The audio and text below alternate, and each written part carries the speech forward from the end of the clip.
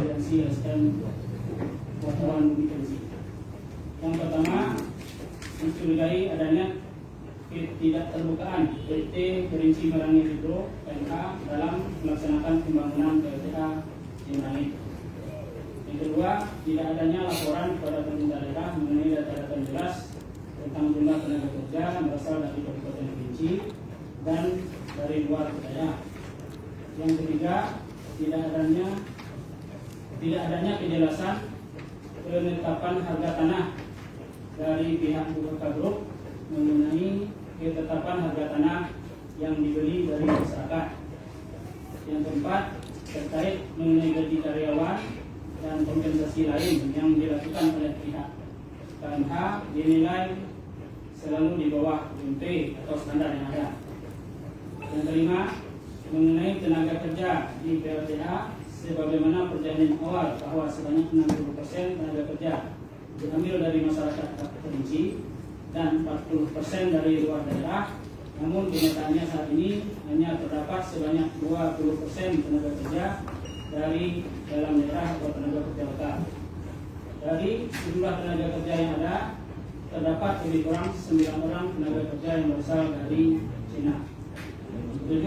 Terdapat 5 perusahaan yang bergabung dalam PT Kerinci Merangi Hidro, yaitu PT Indo Merangin, PT Kokarindo, PT Sarana Sapa Sejahtera, PT Maria, dan PT Senindo. Itu hasil pertemuan antara kawan-kawan dari LSM atau kawan dari Kerinci bersama Komisi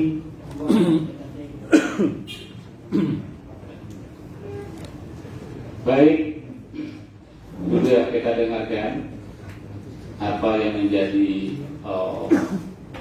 tuntutan dari rapat tanggal 22 Oktober, dan itu secara jelas sudah kita tindak lanjuti di tanggal 20 kemarin Februari. Sudah kita hadirkan administrasi teknis dan perusahaan yang bergerak di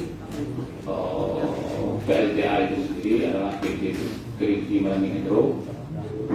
Untuk itu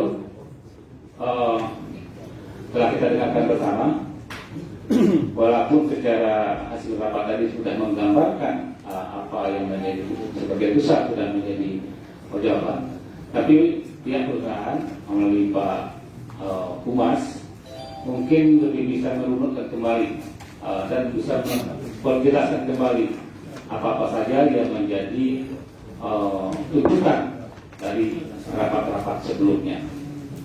Untuk itu kami berikan kesempatan ke Pak Humas untuk menyampaikan apa yang menjadi catatan tadi. Mungkin sudah dijawab, sudah dicatat dengan jelas dan runut, sehingga nanti bisa kita dengarkan bersama. Kami persilakan, Pak.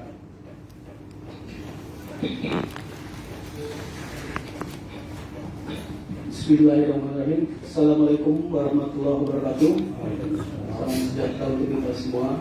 Yang kami hormati Bapak Pimpinan Sidang, dan kami hormati para kepala dinas atau PD terkait dalam hal ini, dan kami hormati juga teman-teman dari wartawan dan LSM Aliansi Bumi Kerinci yang mungkin ini kali kedua kita bertemu ya. Misalnya, so, kami pernah ngobrol santai juga di tempatnya Bang Iksan. Sebelum kita mulai, mungkin saya akan paparkan lebih dulu hasil pertemuan minggu lalu, tanggal 10 kemarin. Dan ini juga menyangkut dari pertanyaan-pertanyaan teman-teman di aliansi. Mungkin waktu itu kami jelaskan sudah cukup jelas sebenarnya. Tapi untuk di sini kita akan pertegas lagi. Nah, kami akan bacakannya, termasuk dari Pak Sekretari juga ini, karena ada perubahan data. Jadi 4 hari kemarin di masa kita menunggu sidang hari ini itu ada penambahan juga tenaga kerja. Ini yang mungkin nanti akan saya bacakan adalah sampai hari ini, per minggu ini tanggal 15 Februari 2021, jumlah tenaga yang telah bekerja di PLTA kita, di proyek kita, itu totalnya sudah 1012 tenaga kerja dengan perincian sebagai berikut, yaitu PT Kerinci Merangin Hidro 148 orang, ada juga PT Kerinci Merangin Hidro yang tenaga ekspor sekitar 23 orang, ekspatriat 23 orang, Kokarindo 238 orang,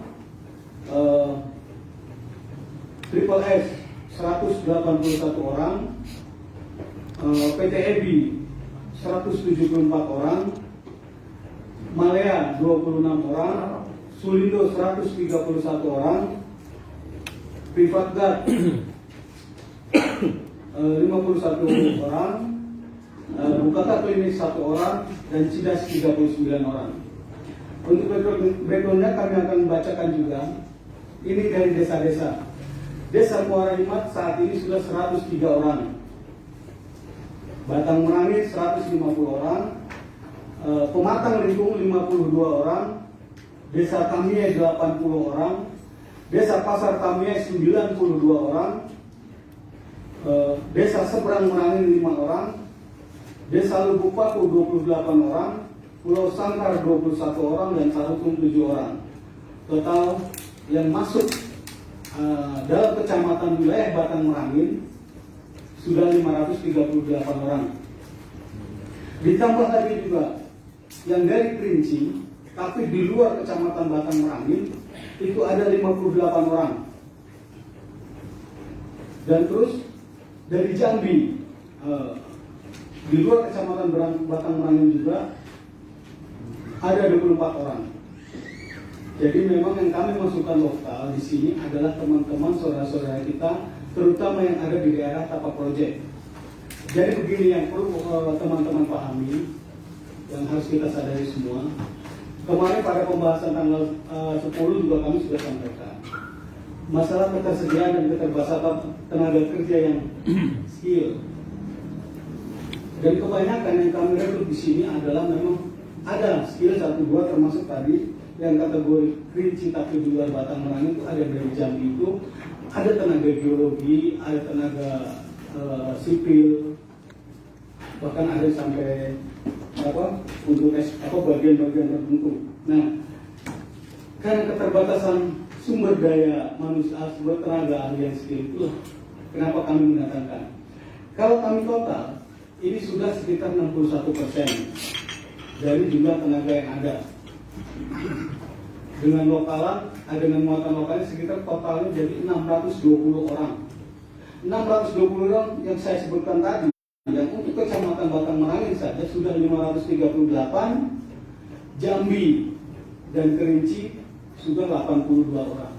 Jadi total yang kami rekrut untuk bergabung dengan kita itu sudah 620 orang sampai per minggu ini. Untuk keterbukaan data sebenarnya kami bukan, ada hal-hal tertentu memang yang tidak bisa kami sampaikan ke publik. Kalau untuk masalah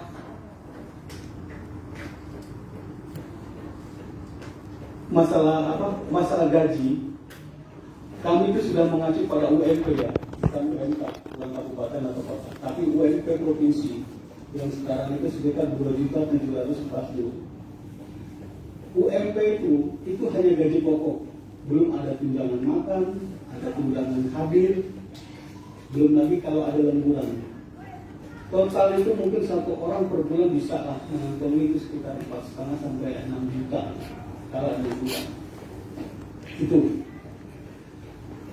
Ini saya rasa poin 1, 2, 3, 4 ini, 1, 2, dan 4 ini sudah saya selesaikan. Nanti untuk tahapan tanahnya ya, perolehan tanah dan harga nanti akan kami jelaskan tersendiri. Jadi ini saya hanya ingin menyampaikan masalah ketenaga kerjaan yang selama ini memang informasinya agak sedikit bias. Karena informasi yang berkembang memang di masyarakat kami dan pasar kami itu, mereka itu menuntut 60% dari mereka. Tuntutan terakhirnya bahkan 60% dari mereka dan dijadikan pegawai tetap. Ini yang terakhir, tanggal tanggal berapa itu ada juga hasil keputusannya, nanti akan saya bagikan kalau teman-teman berkenan. Jadi itu. Jadi artinya kenapa kami ingin istilahnya memberikan pemerataan khususnya Kecamatan Batang Merangin. Kami sadar animo masyarakat yang ingin bekerja ke kami itu sangat besar sekali, dan kami sangat berterima kasih atas apresiasi teman-teman kita, saudara-saudara kita yang berada di seputaran proyek. Namun dalam hal ini kan kami punya keterbatasan dalam mempekerjakan orang. Saya katakan di sini, hasil pertemuan kemarin kami sudah sampaikan bahwa proyek yang pekerjaan yang saat ini kami lakukan adalah sebagian besar itu masih membangun fasilitas, membuat mes, membuat workshop, membuat batching plan.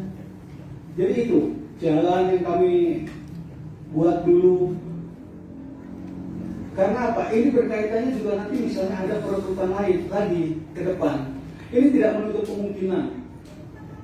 Mungkin yang harus diketahui teman-teman juga bahwa biasanya pada saat peak puncak-puncaknya kami mengerjakan proyek seperti yang proyek-proyek kami yang sudah jadi di Poso, di Toraja, di tempat lain, itu peaknya itu bisa sampai 1.800 orang.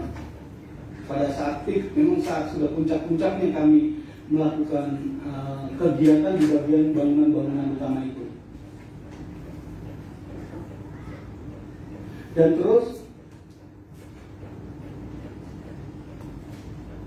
kenapa kami mau melakukan dengan bekerja sama dengan para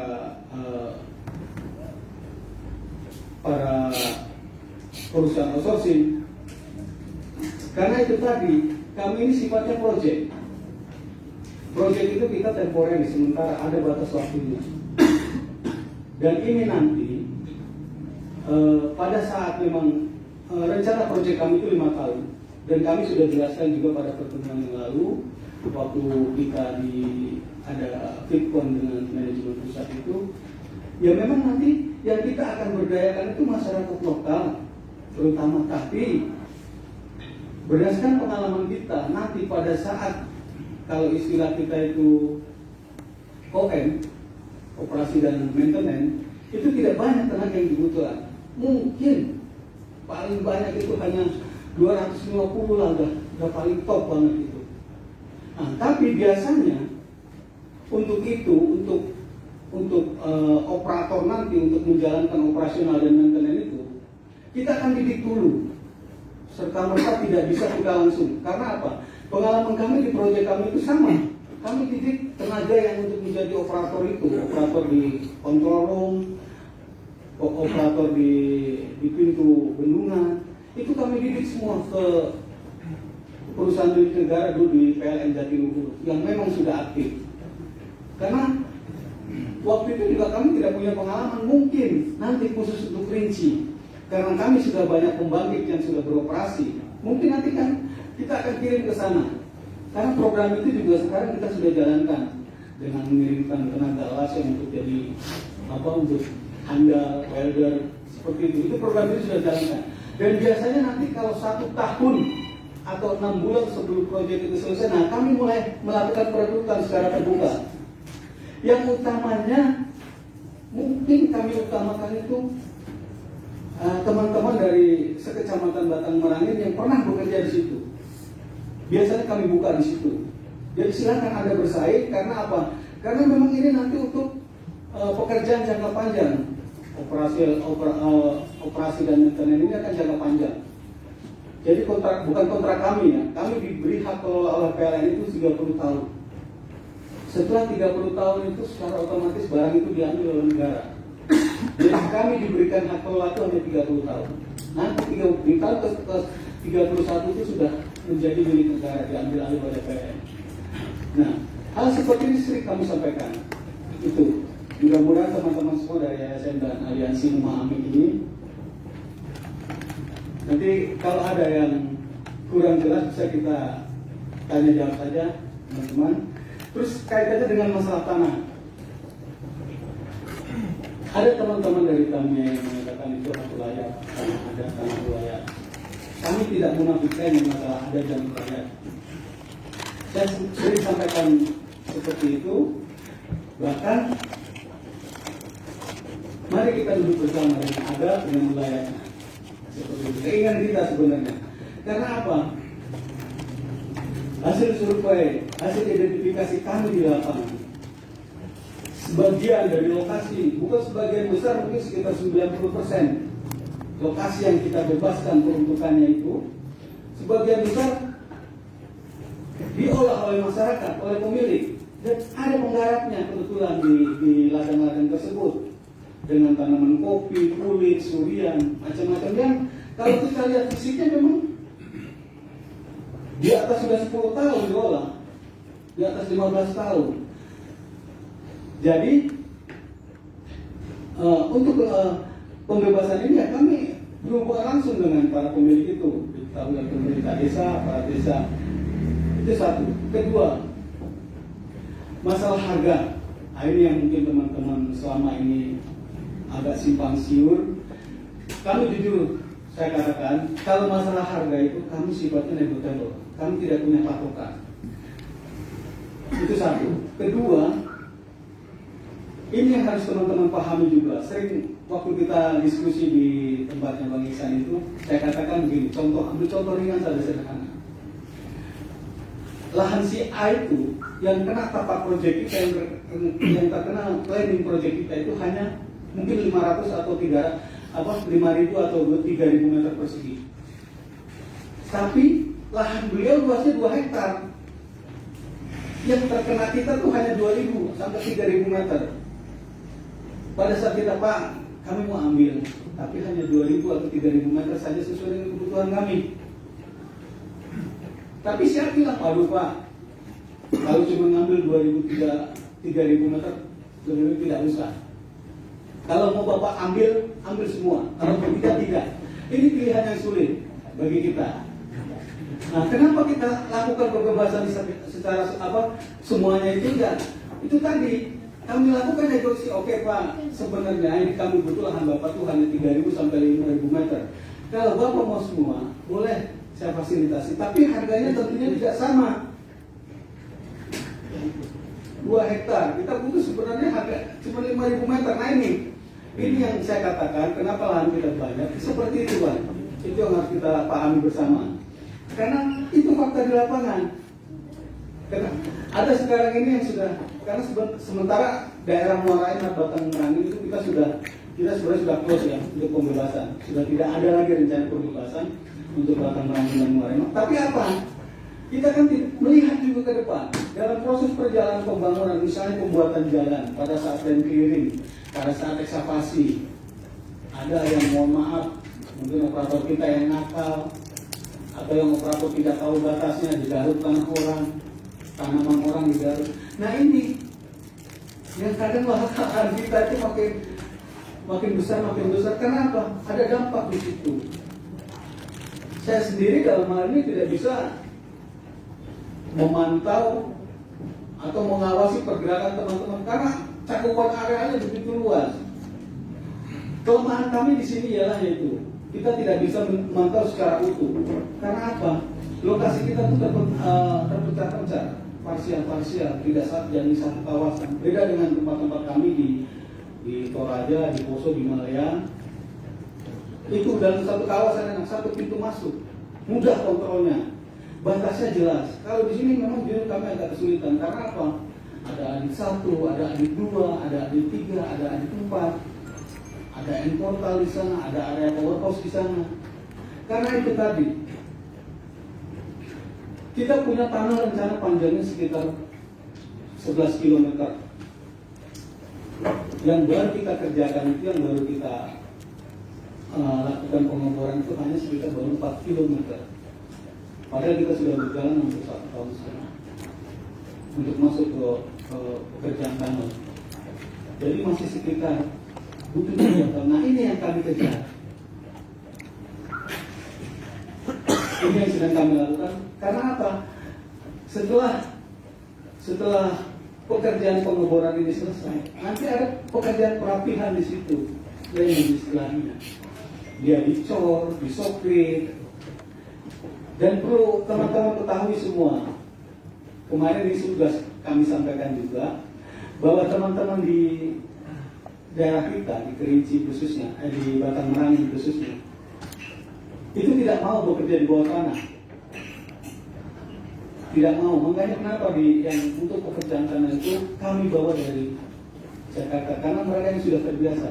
Untuk teman-teman Kerinci sendiri sebenarnya banyak peluang di situ. Sampai saat ini hanya baru 2 orang yang berani masuk. Teman-teman kita, saudara-saudara kita dari Kerinci yang berani bekerja di bawah tanah. Selebihnya menolak semua. Padahal sudah kami sampaikan, disinilah peluang yang terbesar yang banyak membutuhkan tenaga kerja. Tapi ya itu tadi, karena mungkin ya kesibukan atau unsur lainnya kami tidak tahu, tapi itu pernah kami tawarkan. Dan sampai saat ini yang mau itu hanya 2 orang.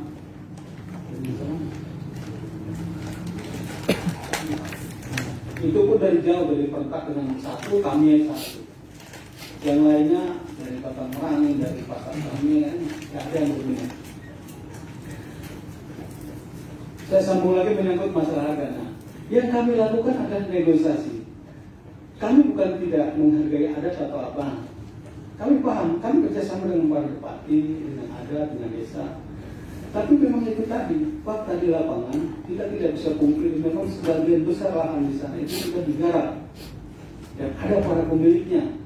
Ada yang ditunggu, bahkan ada yang tempat tinggal di situ, walaupun dia seminggu 1 kali atau sebulan 1 kali akan pulang ke kampungannya. Karena kebanyakan pemilik ladang yang ada di antara Batang Merangin sampai Muara itu adalah saudara-saudara kita dari Seburuk, dari Sula, dari Semiliu, dari Tebak Ijo.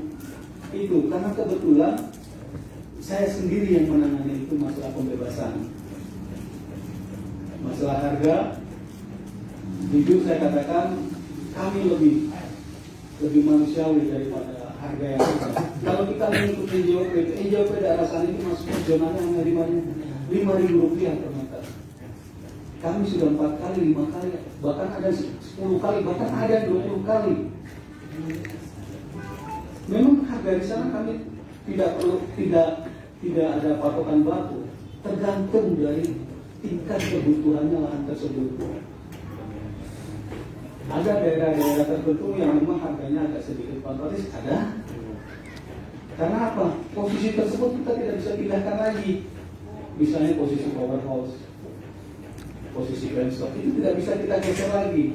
Tapi kalau untuk sarana, fasiliti, sarana umum, misalnya perumahan mes, ya kami cari lebih murah. Karena apa? Sifatnya kalau untuk mes, untuk jalan, untuk kantor, itu bisa kita geser di mana saja. Tapi kalau untuk bangunan ini seperti di powerhouse itu, kita tidak bisa geser lagi. Karena kalau ada pergeseran sedikit 10 atau 20 meter itu losisnya, headnya kita akan kehilangan head, akan kehilangan tinggi, akan kehilangan beda tinggi.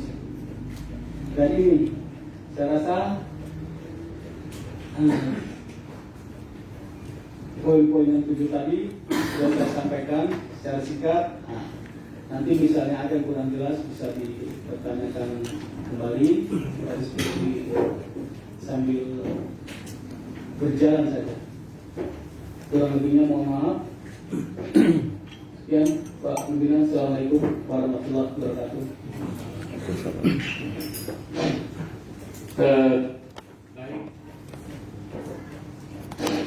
Baik, tadi sudah kita dengarkan bersama penjelasan dari pihak Kerinci Merangin Hidro.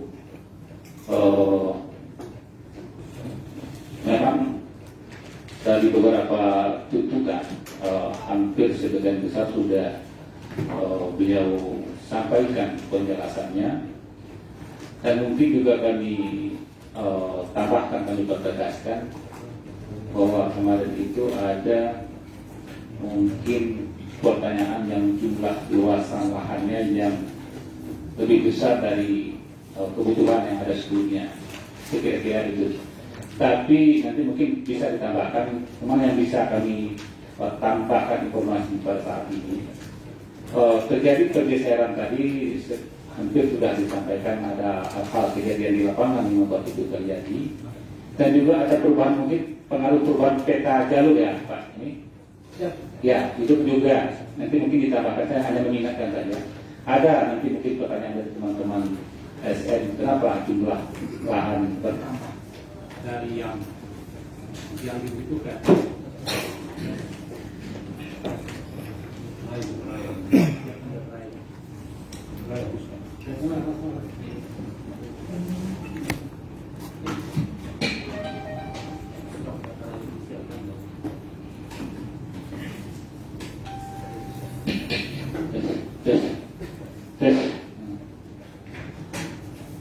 Baik, tadi sudah dijelaskan bahwa kondisi lahan yang mungkin jumlahnya yang bertambah itu tadi juga kondisi di lapangan dan juga ada perubahan desain kalau tidak salah kemarin itu, sehingga membuat tanah yang sudah dibebas sebelumnya itu harus ditambahkan dengan tanah yang desain yang baru. Mungkin tanah yang lama itu tidak dipergunakan sama sekali. Mungkin itu penjelasan. Tapi sebelum mungkin dari teman-teman untuk pengalaman tadi juga belum, nanti dari bukan hidup sekali tadi ada juga poin pertanyaannya tadi, mungkin penekanannya kemana nanti bisa kita sesi berikutnya untuk kita dalami lagi. Sebelum kita persilakan kepada mungkin teman-teman dari LSM, kami persilakan ke Pak Asrizal untuk memberikan mungkin pendapat. Silakan.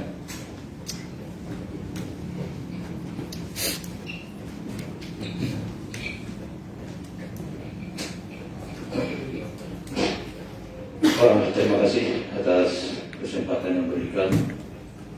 Assalamualaikum warahmatullahi wabarakatuh. Selamat siang, salam sejahtera buat kita semua. Yang saya hormati pimpinan Partai Politik, yang saya hormati OPD terkait yang sudah hadir dari perusahaan UTA yang sudah hadir, Langsir dan Sekuan DPRD Kabupaten Kerinci yang sempat berdasarkan hearing pada saya ini. Mohon maaf sebesar-besarnya pada rapat atau hearing kemarin pada tanggal 10 kemarin saya tidak dapat mengikuti atau tidak hadir dalam rangka menghadiri musramban Kecamatan Tanah Jogo. Mungkin dari Komisi 1 kita juga ada memutuskan Pak Eri juga segera garis dari Komisi 1. Kalau di sini saya mendapati sedikit apa yang telah disampaikan oleh Pak Humas. Pak, siapa nama Pak Humas dari Pak Aswari. Di sini Pak Humas, saya sedikit saja yang ingin saya tanyakan. Sedangkan sekarang PLTA sudah menerima karyawan lebih kurang 1.012 orang. Yang perlu saya tanyakan, dalam kebutuhan karyawan PLTA sebelum diserahkan nanti ke PLN itu maksimalnya paling banyak berapa banyak? Itu satu pertanyaan. Yang keduanya, apa yang telah disampaikan oleh Bapak masalah NJOP yang harga tanah yang tertera di Kecamatan Batang Merangin yang khususnya yang dibeli oleh pihak dari PLTA memang tidak mengikuti harga NJOP-nya. Sudah dibilang tadi sudah 2 kali, 3 kali, atau 4 kali lipat dari harga itu.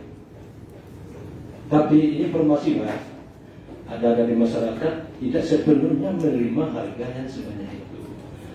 Apakah ada permainan? Memang ya, ada mungkin ada dari pihak sini, potong sini, betul sini. Mungkin orang yang punya tanah tidak sepenuhnya untuk menerima harga yang sekian itu. Mungkin itu minta kejelasan dari Bapak. Terima kasih Pak Binan. Assalamualaikum warahmatullahi wabarakatuh.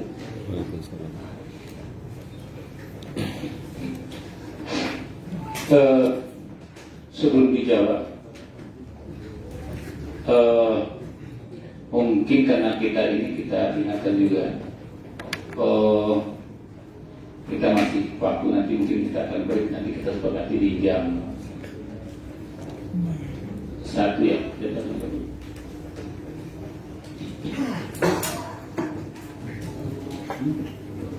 Nah, kita sampai jam 12.30. Nanti kalau masih ada perkembangan bisa kita lanjutkan. Untuk itu tadi ada pertanyaan dari Pak Rizal. Biar nanti tersambung komunikasi kita, tanya jawab kita. Kami berikan kesempatan dari teman-teman LSM untuk memberikan tanggapan. Nanti bisa sekalian dijawab oleh pihak PT KMH. Mungkin juga nanti pertanyaan hampir mirip dengan yang disampaikan oleh Pak, sehingga nanti kita tidak lagi mengulang kepada pertanyaan-pertanyaan yang katakanlah yang arahnya sama. Untuk itu kami persilakan 1 atau 2 orang dulu untuk memberikan pertanyaan, sehingga nanti dijawab oleh pihak PT KMH. Kami persilakan.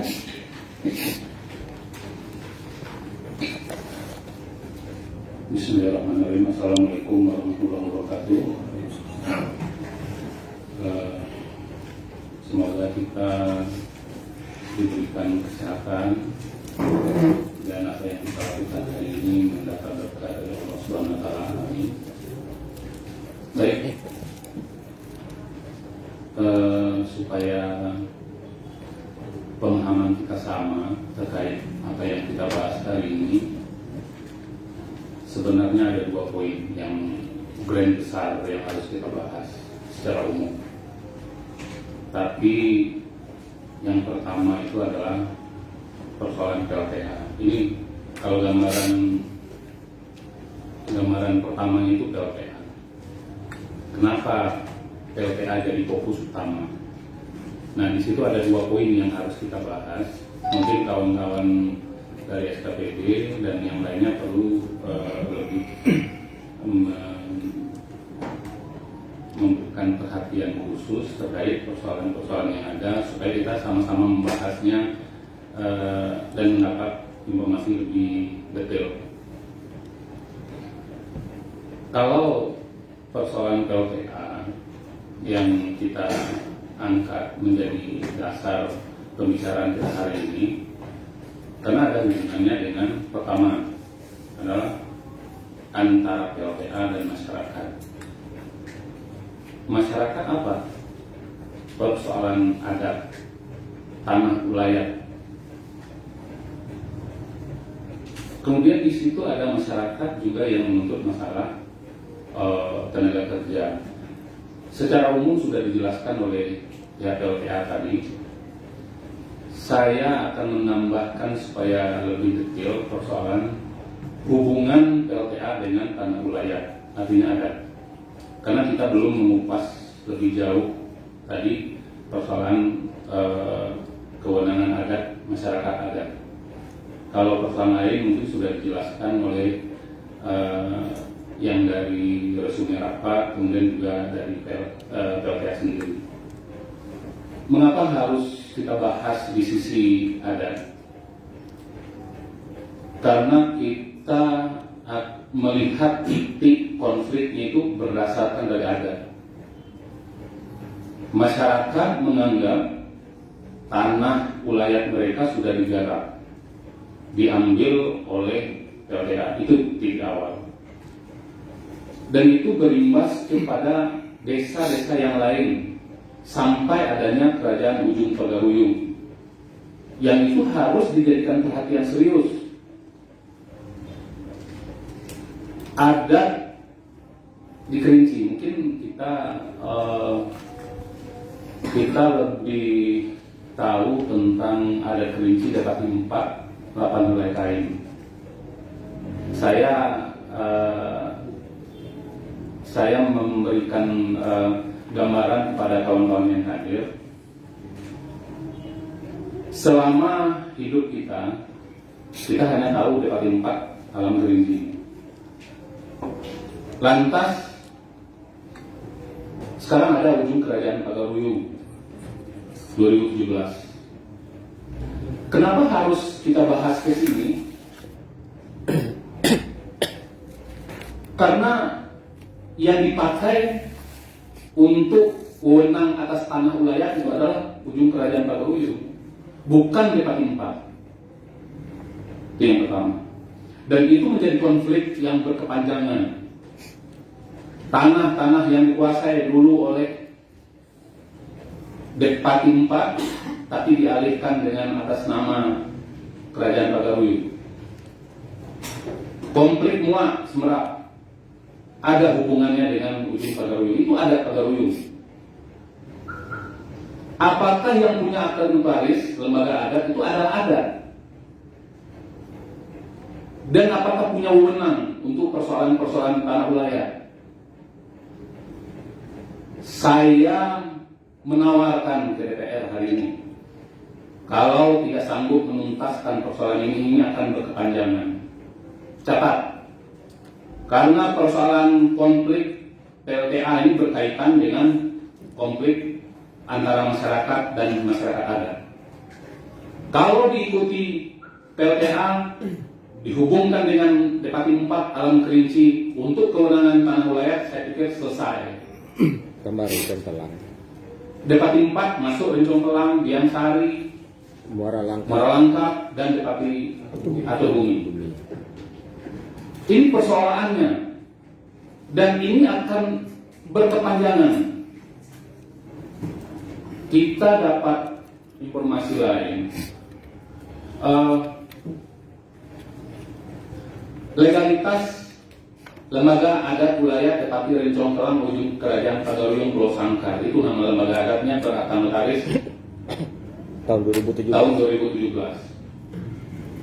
Inilah menjadi dasar kekuatan mereka untuk mendapatkan seluruh dana yang ada.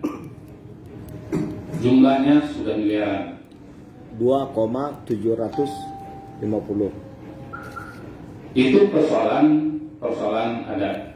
Karena itu kita harus mengupasnya di segala sisi. Jangan hanya persoalan SDM untuk bekerja, kemudian juga persoalan tanah wilayah. 40 nama sertifikat yang ada nama Helmi Muid. Kita dapat informasi dari masyarakat. Apakah 40 nama itu benar begitu dibeli oleh PLTA? Mungkin tambahan yang mungkin kita pertanyakan ke PLTA, karena itu bantaran sungai. Kalau bantaran sungai itu tanah wilayah. Soal ada yang menggarap, berarti yang menggarap salah. Tolong diluruskan betul-betul. Artinya gini, saya dan kawan-kawan memang melakukan ini untuk kepentingan masyarakat Kerinci pada umumnya, khususnya Depati 4 adat Lamo Pusaka Usang. Karena itu kita minta lebih fokus membahas persoalan dua sisi antara PLTA dan masyarakat adat. Karena itu kita berharap dan ingin memberikan beban berat untuk DPR untuk membuat pansus hari ini terkait konflik antara PLTA dan masyarakat adat. Kalau tidak ada pansus hari ini, saya pikir selesai. Sementara perang terjadi di situ, Pak. Saya yakin akan ada persoalan lain yang akan muncul setelah ini karena tidak diselesaikan. Kawan-kawan juga minta Bupati Kerinci hadir hari ini karena pelindung akta notaris itu adalah Bupati Kerinci. Itu yang krusial sekali. Kemudian ditambah lagi, ini maaf ya saya potong. Mungkin gini, ya silakan bisa lanjutkan. Mungkin lanjut ya. Untuk saya fokus ke situ. Kalau yang lain tadi sudah dijelaskan oleh PLTA. Silakan, Bang Ustaz.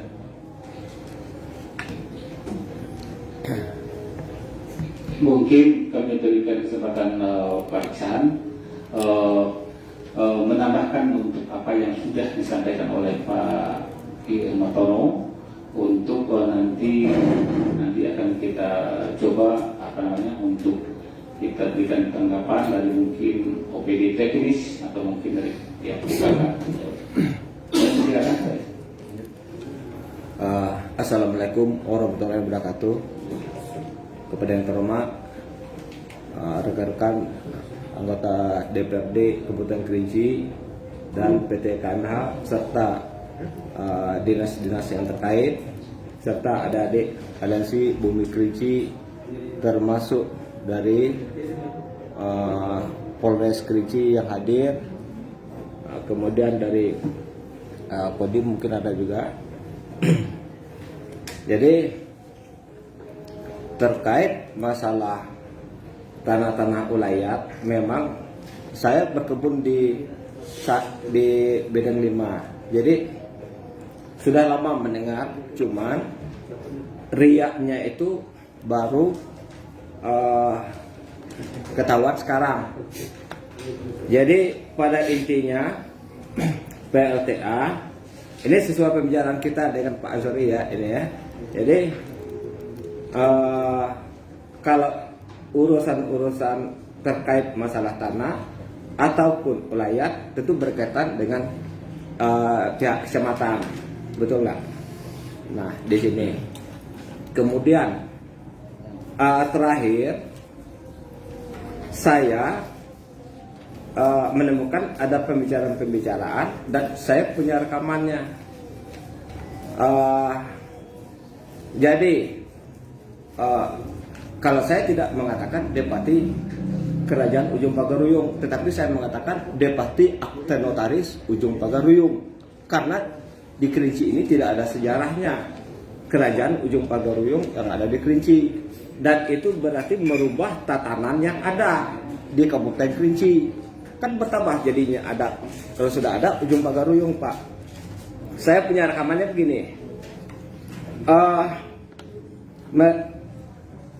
Lembaga adat akte notaris ini mengajukan ke PLTA didampingi dengan 8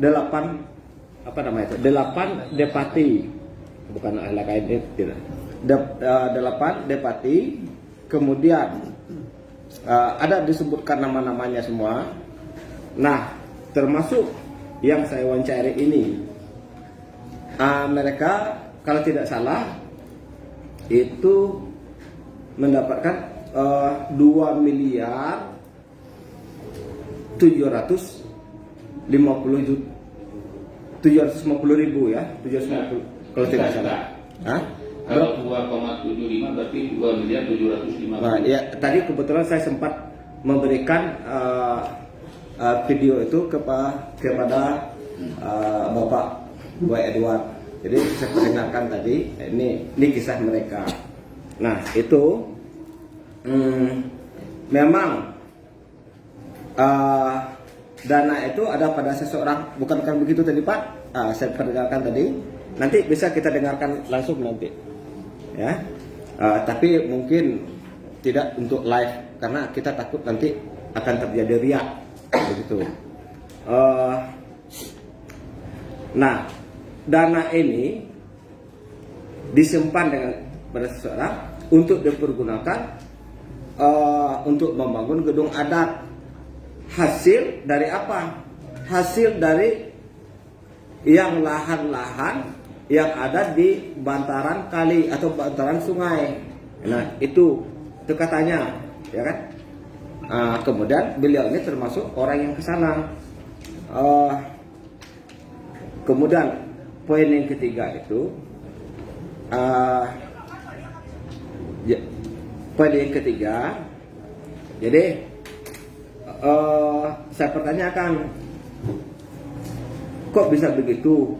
Biasanya kalau orang membangun gedung adat itu kan swasembada, istilahnya apa namanya itu, ya gotong royong bersama gitu. Kok bisa begini? Jadi timbul pertanyaan kita, lembaga adat akte notaris ini memang diperuntukkan dan dipergunakan untuk hal-hal yang seperti itu. Sementara yang namanya akte notaris sama perkumpulan memang ada di komen itu, termasuk Irawadi Oska itu, siapa nama pengacara itu? Nah, ada tuh. Jadi akte notaris tidak bisa berubah. Memang tidak bisa, kita akui, tetapi bisa dengan ada perubahan. Karena apa? Sudah ada tindak pidana di situ. Karena apa? Sebab adat akte notaris ini, dengan akte notaris bisa mencaplok tanah-tanah masyarakat, bantaran kali, itu tindak pidananya. Kita boleh tanya ke mungkin dalam hal ini Sungai Batam-Merangin itu masuk wilayah apa Pak? Itu masuk Kabupaten Kerinci apa Provinsi Jambi kalau sungai. Jadi bisa kita tanyakan nanti ke bidang SDA di PU Kabupaten Kerinci atau PU Provinsi Jambi. Ini syarat pengelolaan bantaran sungai. Jadi itu kalau saya yang berkenan dan bersedia, tapi saya tidak akan, kalau untuk live secara langsung tidak Pak. Karena apa nanti saya khawatir ada hal-hal yang tidak ini ya. Jadi saya pikir itu tambahan kita. Assalamualaikum warahmatullahi wabarakatuh. Waalaikumsalam. Tadi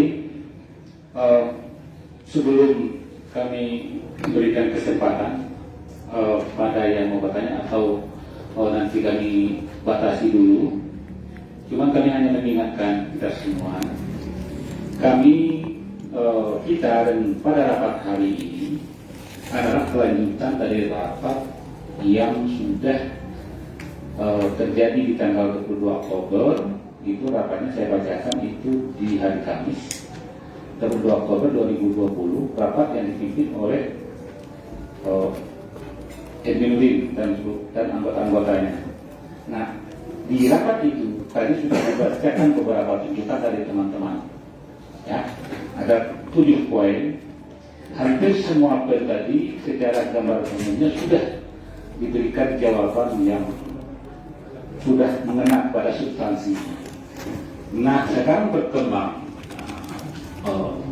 pertanyaan dan mungkin yang pembahasan kita, yang kalau kita lihat dari konteks ini,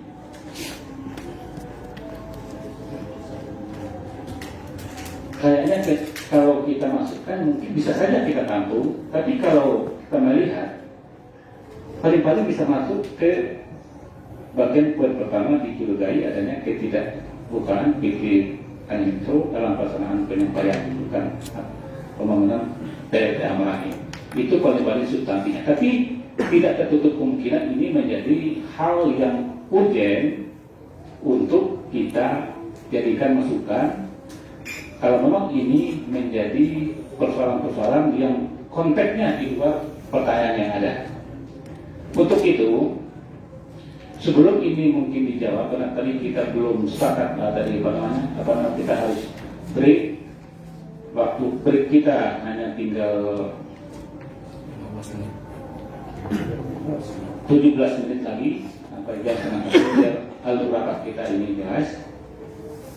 Nah, ini kami berikan kesempatan dulu kepada pihak PTA untuk menanggapi terkait hal-hal yang berkembang. Mungkin ini juga menjadi urgen yang di luar disampaikan dalam rapat tuntutan sebelumnya. Nah, sehingga walaupun ini tidak disampaikan dulu, sehingga substansinya menjadi akar persoalan mungkin ini akan nampak. Dan juga karena ini menyangkut tadi adat tanah wilayah, kami minta dari perspektif hukum. Mungkin Pak Kesbangpol dan Pak Askar bisa menjelaskan dulu, sehingga nanti kita mungkin BDA juga mendapatkan pemahaman yang sama terhadap kondisi yang ada di lapangan dan apa yang menjadi persoalan pokok di luar yang sudah disampaikan oleh teman-teman tadi. Untuk itu kami persilakan Pak Humas dulu, atau mungkin dari nanti ditambahkan, atau dari Pak ini dulu, perspektif tanah ulayat dulu dari Pak Kesbangpol, karena beliau background juga orang hukum, magister hukum, dan juga Pak secara lingkungan, dalam aspek lingkungan juga nanti mungkin bisa keterkaitannya ada. Kami silakan dulu untuk memberikan tanggapan. Terima kasih pimpinan. Mungkin langsung saja pimpinan mengawali pembicaraan yang awal tadi pimpinan. Karena yang kita bahas pertama tadi yang 7. Sebelum kita masuk ke arena yang lain gitu pimpinan. Kalau dapat kita top satu persatu dulu mana yang sudah kita clearkan sehingga kita bisa beranjak ke persoalan lain. Jadi kita clearkan yang 7 dulu. Kita tanyakan ke flow. Jadi nanti supaya tidak kita maju mundur lagi. Jadi kalau itu dapat kita lakukan sehingga nanti secara berjenjang kita bisa membahas satu-satu. Kira-kira demikian.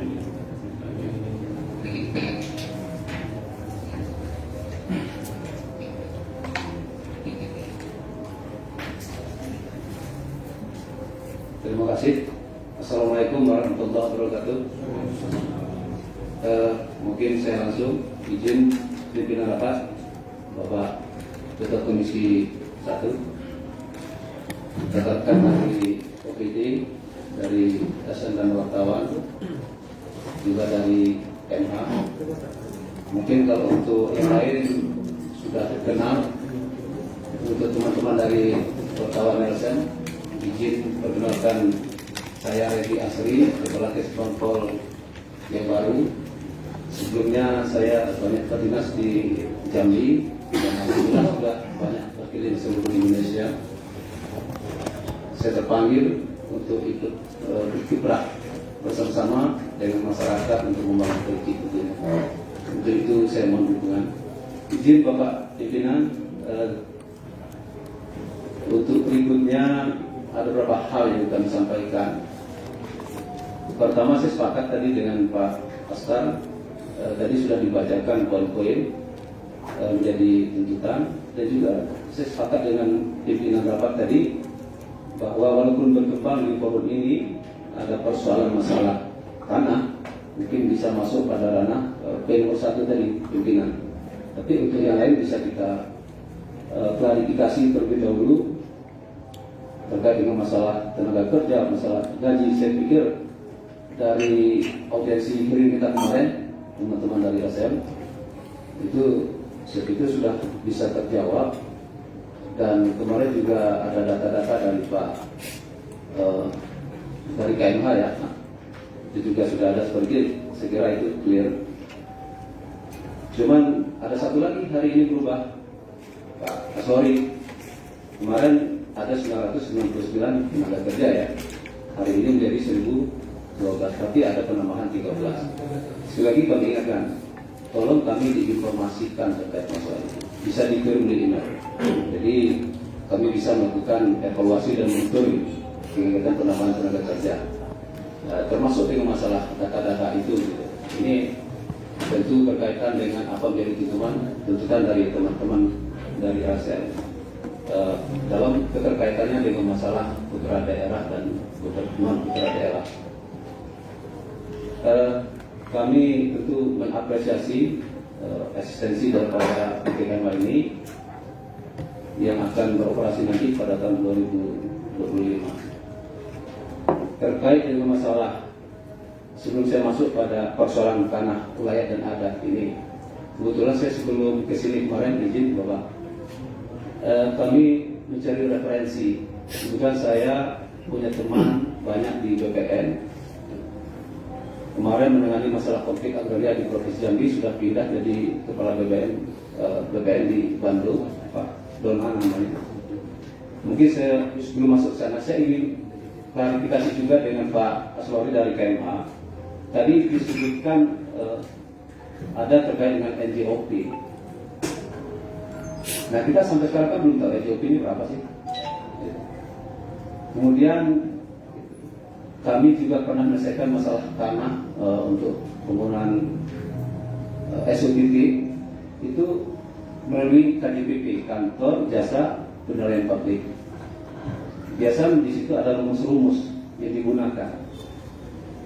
Dilakukan penelitian, pengkajian, termasuk desain yang di Sungai Liut itu saya terlibat langsung dengan pemilik tanah sana.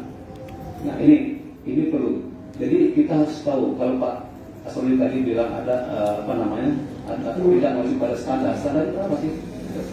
Apakah per meter itu 5.000, kemudian dibayar 20.000 per meter, itu tadi masalah. Tapi untung di masyarakat. Nah ketika tadi tanah itu ada 20 hektar yang dibutuhkan 2 hektar cuma, kemudian dibayar yang 2 hektar tadi sesuai dengan JOP dan sisanya 18 hektar itu tidak sesuai dengan JOP. Misal, apakah seperti itu pemahaman kita? Ini harus kita, mindset ini harus kita bangun dulu supaya kita tidak salah kaprah dalam menafsirkan persoalan-persoalan masalah tanah. Gitu. Nah, ini penting supaya kita lebih fokus dari pembahasan tanah. Kalau di sini berapa persen sih? Itu yang saya minta dari kemarin dari BLT supaya membuat roadmap itu. Baik, mungkin saya masuk untuk yang kedua. Tadi saya sudah bicara masalah harga revisi. Kemarin saya banyak berdiskusi sebelum saya ikut dari sini dengan teman saya Dona dari UPN. Saya minta semacam advis hukum masalah tanah itu. Tanah wilayah itu apakah tanah adat? Beliau jawab tidak, beda. Tanah adat itu dimaksudkan adalah kelompok kecil. Sebelum negara kita merdeka itu tanah sudah dikuasai oleh masyarakat adat. Nah, di sini ada dua, ada hak masyarakat adat dan ada hak adat perorangan. Itu dipahami dalam konteks adat. Nah, yang kedua, ada tanah wilayah. Gimana sih tanah wilayah itu? Itu sifatnya global. Dia lebih luas. Ya ada di masyarakat adat. Eksistensi ada di masyarakat adat. Nah kalau untuk di Indonesia itu hanya ada dua, yaitu di Sumatera Barat dan Papua. Itu yang mengaku adanya tanah wilayah karena dikuasai oleh masyarakat adat. Dan proses-prosesnya itu disebut dengan proses adat, jual beli atau segala macam seperti itu. Ini advis yang diberikan oleh teman saya ya dari agraria. Nah, bagaimana tanah wilayah yang lain? Inilah banyak persoalan-persoalan yang muncul, termasuklah kami menyelesaikan di Provinsi Jambi. Kenapa? Mengklaim tanah wilayah. Setelah kita lakukan hearing seperti ini, muncul pemahaman yang sama bahwa itu apakah tanah adat atau tanah wilayah.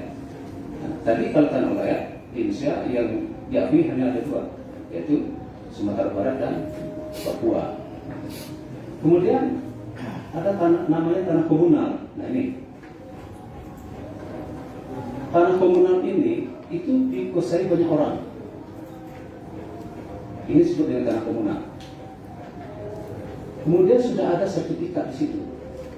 Artinya kalau sudah ada sertifikat, ada pihak pemerintah yang mengeluarkan sertifikat. Artinya di sana ada eksistensi pemerintah, ada campur tangan pemerintah, mulai dari desa, kepala desa, kelurahan, kecamatan. Itu disebut dengan tanah komunal. Oleh sebab itu saya tidak tahu nih yang di hilir itu kita ini masuk tanah komunal atau tanah wilayah. Tinggal kita melakukan penilaian, menafsirkan sendiri tentang itu. Nah, kemudian tanah bersertifikat itu ada dua, itu pengakuan hak dan pemberian hak. Nah, kalau pengakuan hak itu namanya warisan yang diturunkan dari nenek moyang. Jadi ada juga yang tidak bersertifikat tapi pengakuan hak, macam moyang aku dulu ada tanah dibeli juga, itu diakui, itu tanah turun-temurun. Ya. Kemudian pemberian hak itu tadi, kalau pemberian hak inilah yang diterbitkan oleh BPN. Nah itu makna. Jadi antara tanah adat, tanah wilayah itu berbeda. Nah tanah wilayah tadi kita bagi lagi, ada tanah wilayah yang yang bersifat komunal. dan ada tanah yang bersertifikat. Setelah itu bagi dua, ada perubahan hak dan pemberian hak. Nah, ini advis hukum yang diberikan oleh teman saya dari BPN. Mungkin untuk aktivitasnya barangkali izin pimpinan, kita bisa berdiskusi lebih detail lagi dengan kepala BPN. Bahkan beliau menyarankan kalau bisa Pak Reddy coba dengan BPN Kerinci atau Situbondo itu betul beliau tentang masalah tanah adat dan tanah wilayah.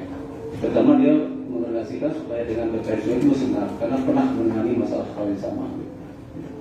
Saya kira itu pimpinan rapat. Kami kiri. Assalamualaikum warahmatullahi wabarakatuh.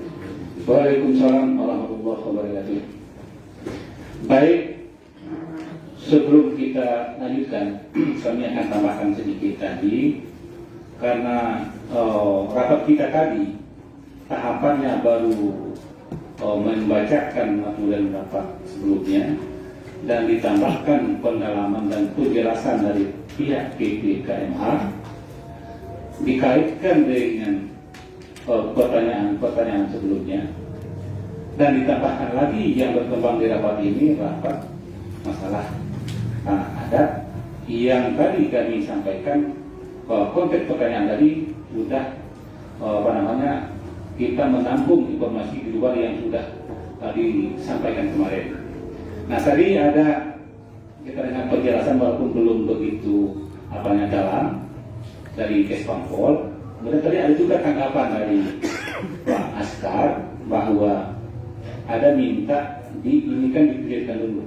Nah, sebenarnya kita mau masuk ke tahapan itu, tapi karena ini kan baru dilemparkan ke teman-teman LSM tadi untuk menanggapi dari pertanyaan sebenarnya. Tapi karena pertanyaannya itu sudah bertambah kepada substansi yang lain, sehingga kita mau ambil keputusan dari pertanyaan yang ada itu belum sampai ke tahapan yang seperti itu. Nah, kalaupun langkah itu kita ambil nanti, substansi masalah yang poin pertanyaan ini akan kita dalami satu persatu, kita minta data-datanya. Itu pun akan tinggal kita mungkin melihat waktunya saja lagi, apakah kita lanjutkan saat ini untuk penjelasan itu, dan juga masih terkait dengan pertanyaan yang berkembang di luar yang sudah ada di teman-teman sebelumnya. Untuk itu, karena kita harus sepakati tadi kami sudah sampaikan, waktu kita hanya tinggal karena jam beristirahat kita, kalau jam kami ini jam 12 tinggal 3 menit lagi. Kalaupun harus kita tuntaskan tahapan untuk penjelasannya, sifatnya pertanyaan yang ada, bisa saja ini kita sepakati, kita tambahkan saja waktu, misalnya menjelang jam 1, nanti kita break jam 1 untuk menghadirkan supaya ada hasil bagian-bagian yang poin penting dulu. Kalau nanti berkembang masalah tanah adat, bagaimana persoalan misalnya tadi ada berkembang di bantaran aliran sungai yang terkait aliran air untuk PLTA. Katakanlah tadi ada berkembang apakah isi bahasanya itu atau isu atau apa itu fakta, ada misalnya ada jual beli tanah di wilayah bantaran sungai, itu mungkin nanti pendalamannya di sesi-sesi berikutnya. Untuk itu kami lemparkan ke floor ini, apakah rapat ini kita sepakati jam 1 untuk mempertegas dari pertanyaan yang ada dulu. Ya, silakan. Terima kasih Pak Renat, langsung saja. Sesuai apa yang telah kita sepakati tadi jam 12.30 kita, saya rasa kita turut dalam kita sepakati tadi. Karena nanti pertanyaan-pertanyaan seperti sudah tidak selesai sampai jam 1. Mungkin untuk pertanyaan terima kasih. Baik. Tadi kami mengingatkan bahwa jam kita saatnya jam 12.30 itu konsepnya. Kejelasan masalah ketetapan waktu kami lemparkan. Maka tadi kalau bisa kita sepakati waktu yang sudah tadi kami sampaikan, kami tawarkan, nanti kita lanjutkan setelah break jam berapa.